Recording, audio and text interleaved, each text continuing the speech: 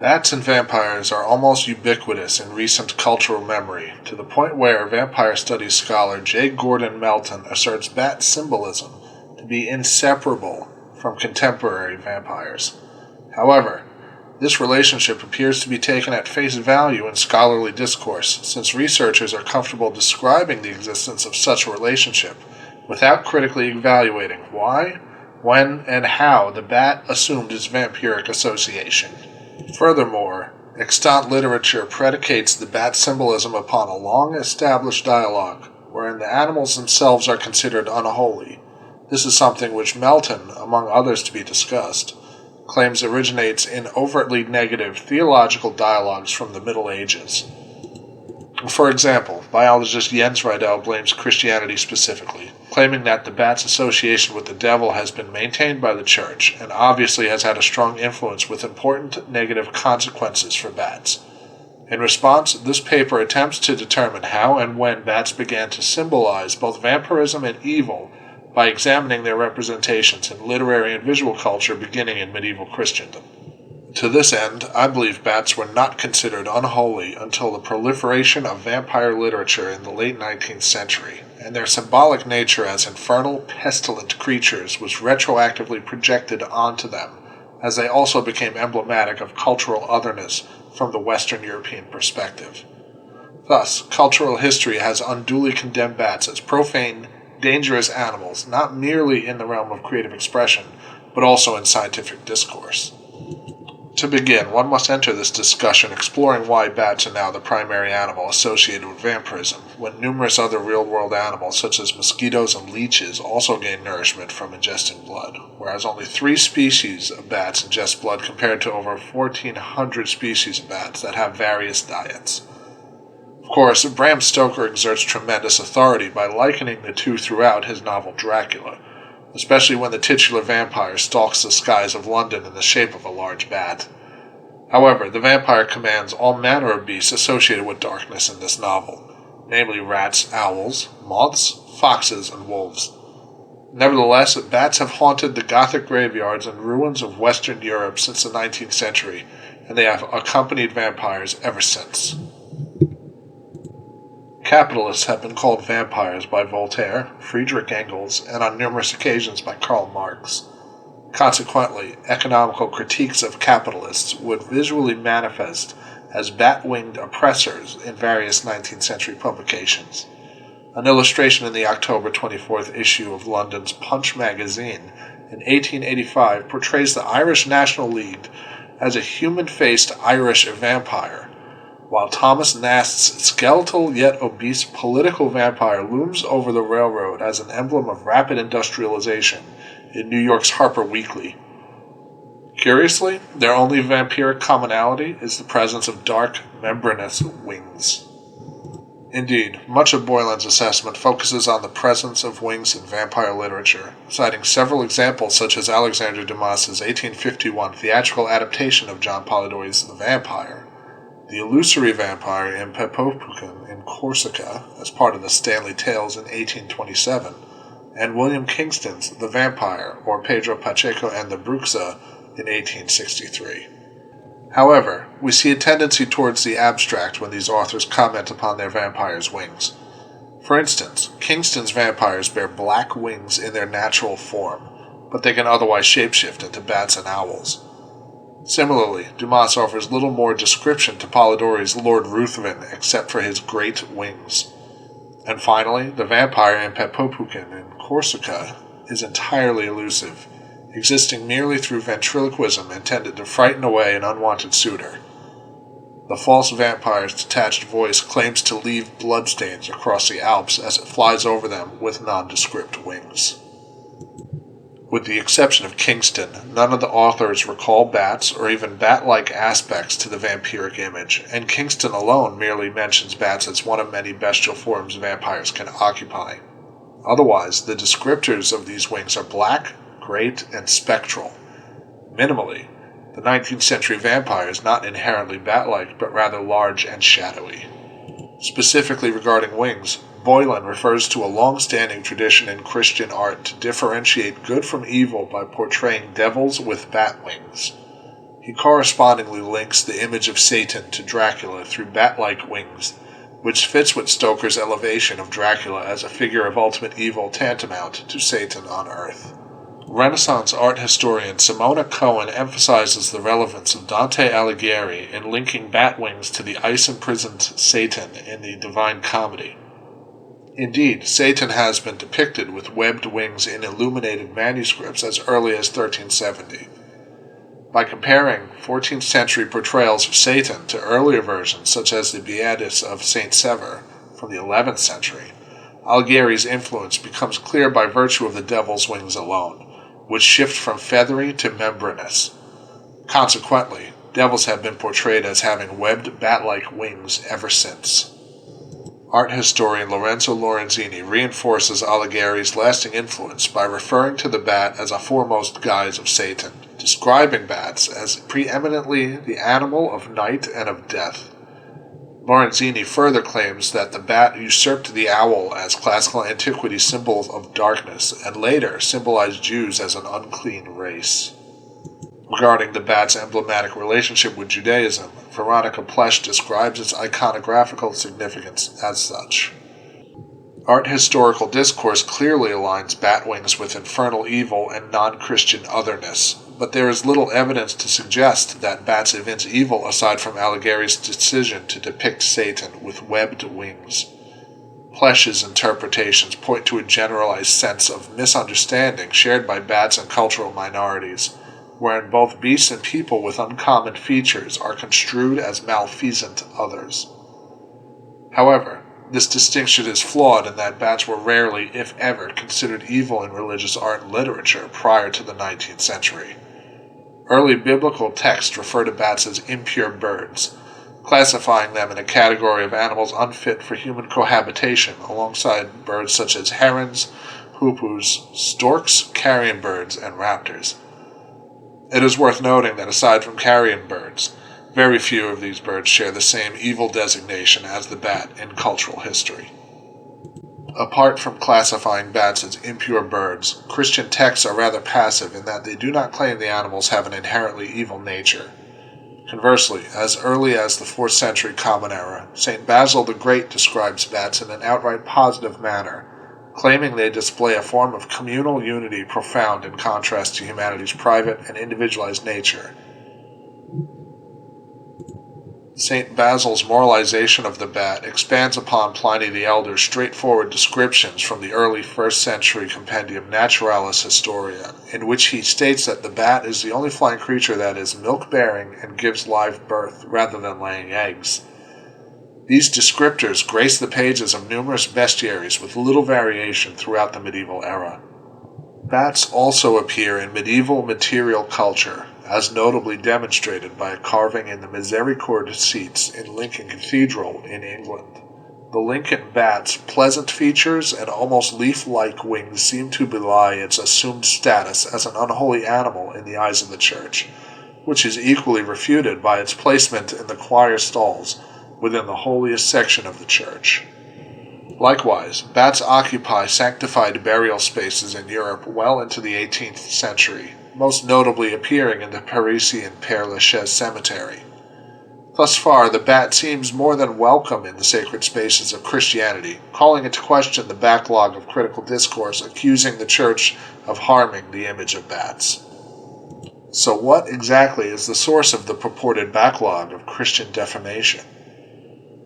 If Alighieri is predominantly responsible for the convention of likening features of bats to all things infernal, then the veracity of such a claim necessitates a closer reading of his work alongside an etymological assessment of bats during his era. In a survey of bat iconography from Florence, Italy, natural history scholar Marco Riccici and animal researcher Jens Riedel both claim that Alighieri invents the term vis pistrello to describe Satan's wings in the Divine Comedy. Therein, the fictional Alighieri beholds the fallen angel imprisoned in ice, recounted as follows by a translation by Stanley Applebaum. Applebaum's translation is one of convention in that he unquestionably defines vis pistrello as bat, but with good reason. The modern Italian term for bat, pipistrello, is an obvious derivation of Alighieri's neologism. no doubt influenced by their association throughout centuries of cultural memory. Moreover, Vispastrello seems to be an obvious derivative of the Latin vespertilio, itself a permutation of the Latin term for evening. However, there are numerous words in the written record of Italian vernacular that denote bats while bearing little phonemic similarity to Vispastrello in years prior. English linguist John Florio's 17th century Italian dictionary uses the following words to define bats. Curiously, the only verb mentioning bats, vipistrare, refers to the act of hovering up and down in the twilight hours. Unfortunately, Florio's text lacks any information delineating the usage of these words throughout Italian history, making it difficult to determine which of these terms were common in Alighieri's era. However, his compendium demonstrates how bats in Italy share multiple meanings and different phonemic forms, and how they are often synonymous with mice.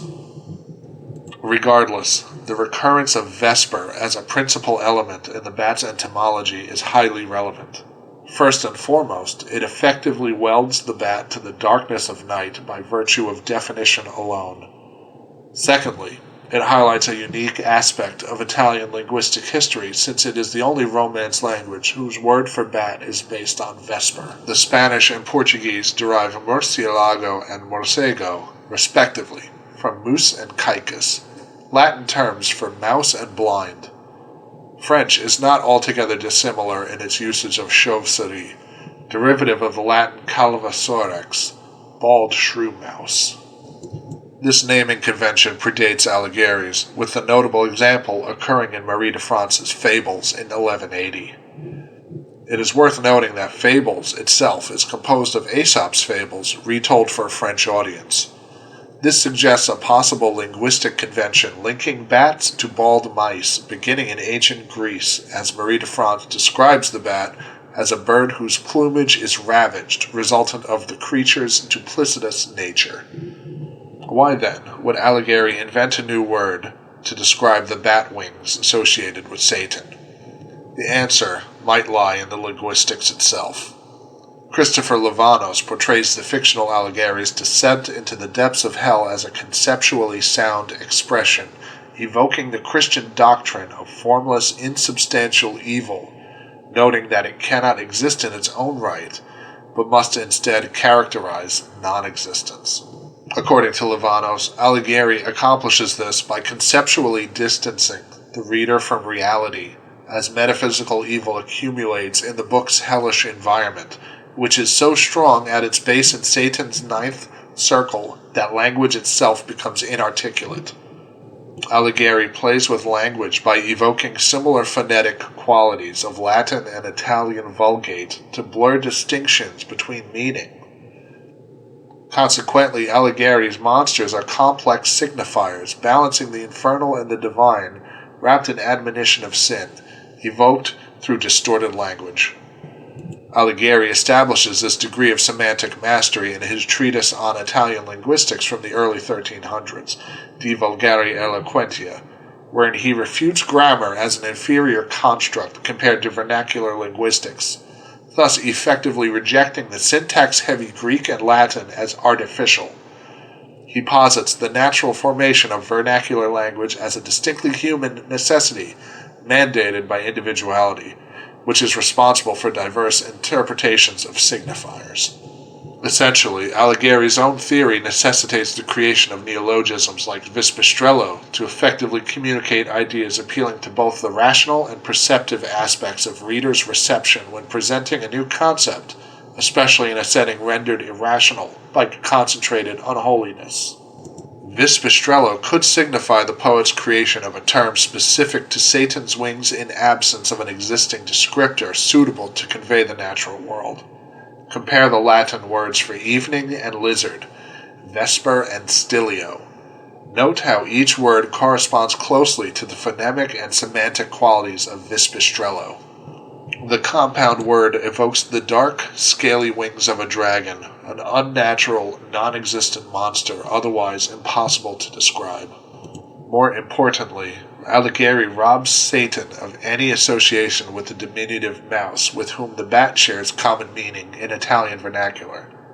This construct establishes Alighieri's poetic usage of languages both ancient and contemporary to convey new concepts, in this case, Satan as a grand fallen angel with tremendous wings of shadow and scale.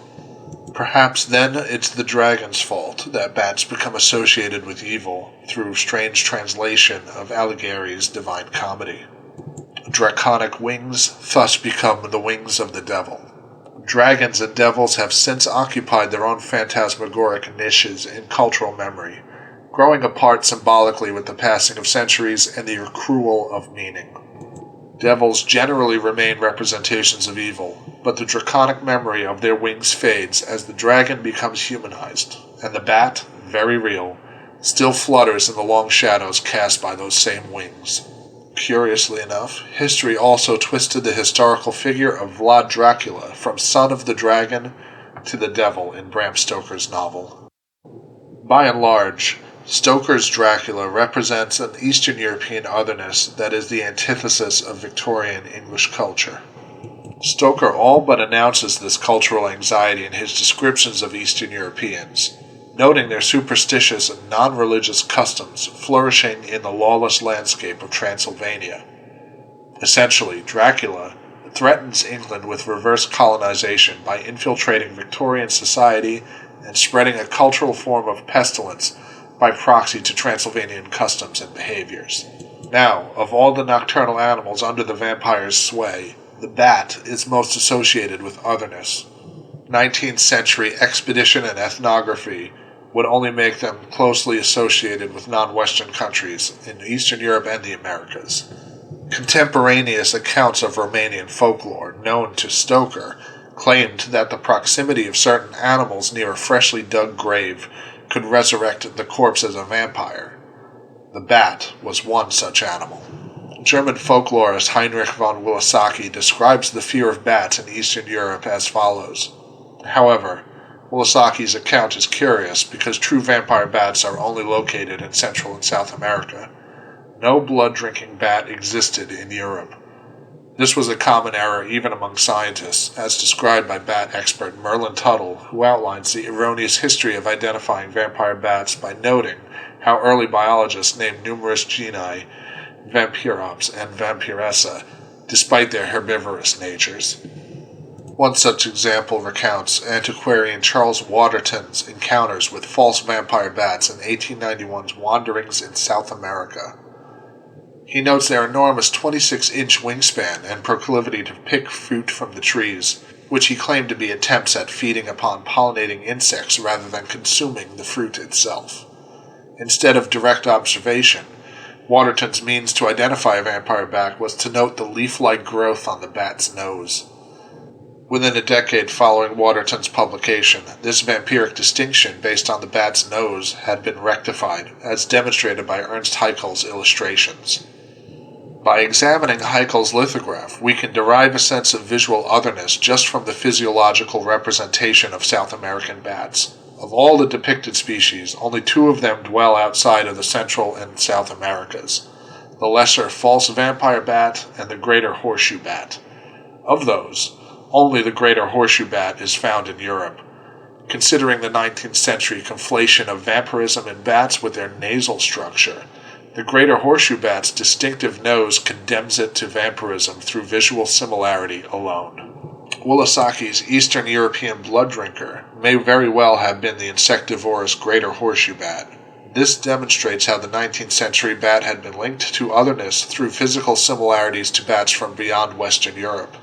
Effectively, that which is not Western is thusly maligned, and Stoker's creation of Dracula as a congealed symbol of non-Victorian otherness effortlessly absorbs the bat as its chief signifier. The vampire's weaponization of pestilent otherness through cultural and bloodborne transfusion is forced upon the bat, whose wings are historically less dark and terrible than they are diminutive and bald.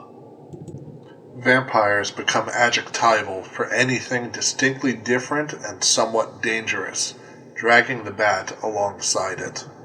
The vampire essentially welds itself to the image of the bat, elevating the bat as its primary visual signifier in a uniquely parasitic fashion, echoing the pestilent threat of the vampire itself.